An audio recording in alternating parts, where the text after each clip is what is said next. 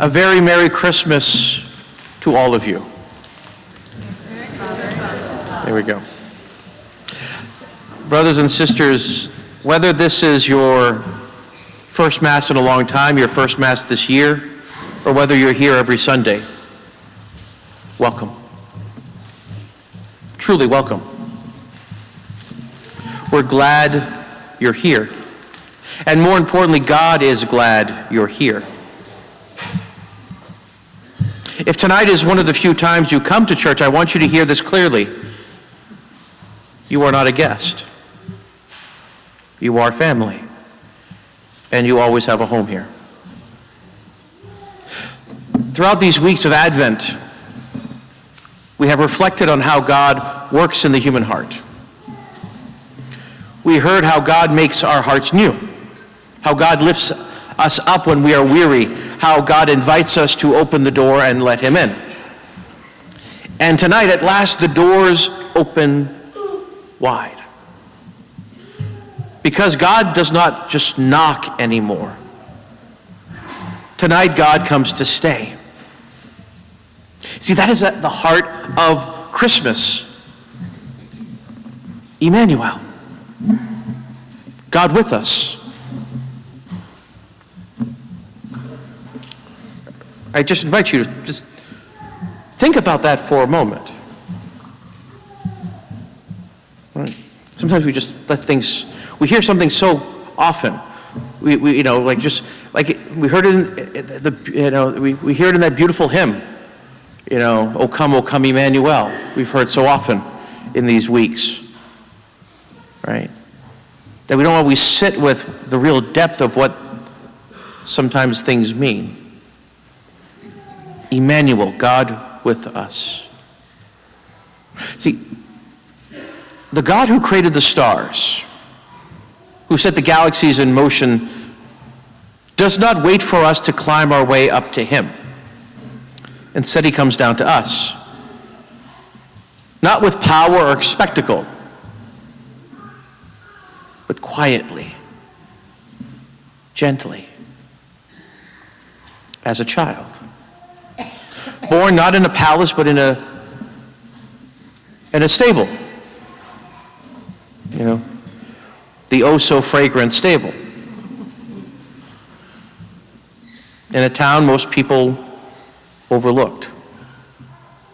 That's why there's a part of me, that's why I loved growing up where I did, up in northern Maine. Because Madawaska, I like towns where you have to get to on purpose.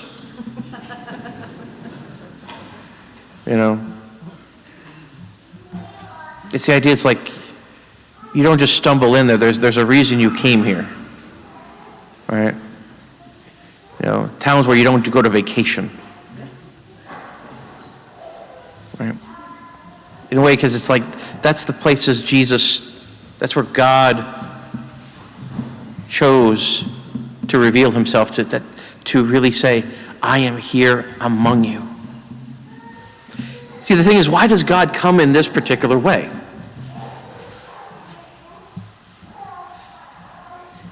So we're not afraid of him. So we can approach him.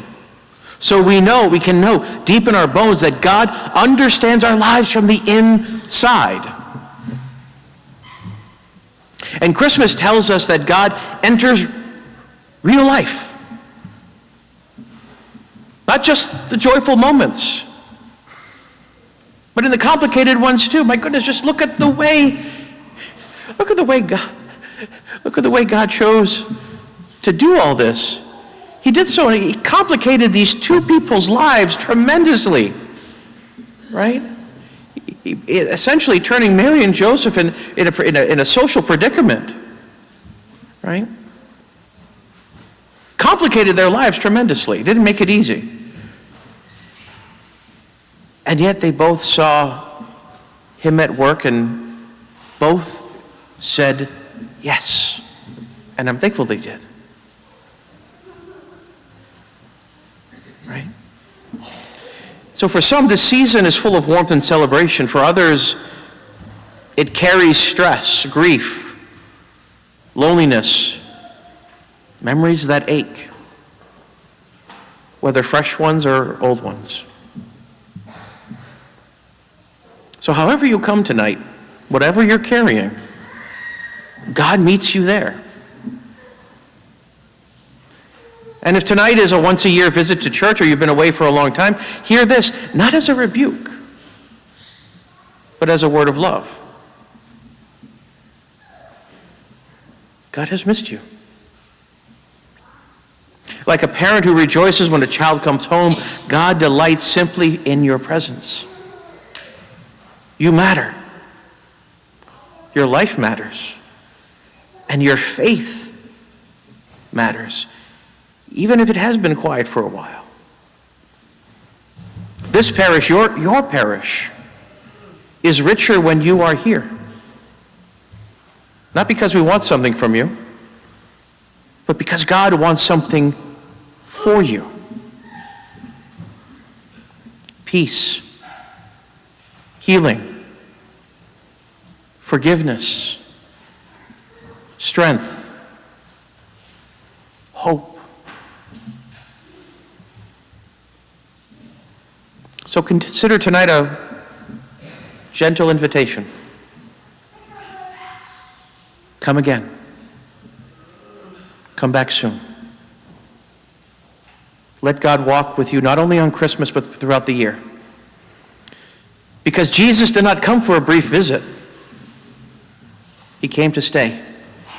In your life, in your home, in your struggles, in your hopes, and in this community of faith. And as we gather around the manger tonight, we hear the words spoken by the angels, "Do not be afraid. God is with us." So let our prayer be simple.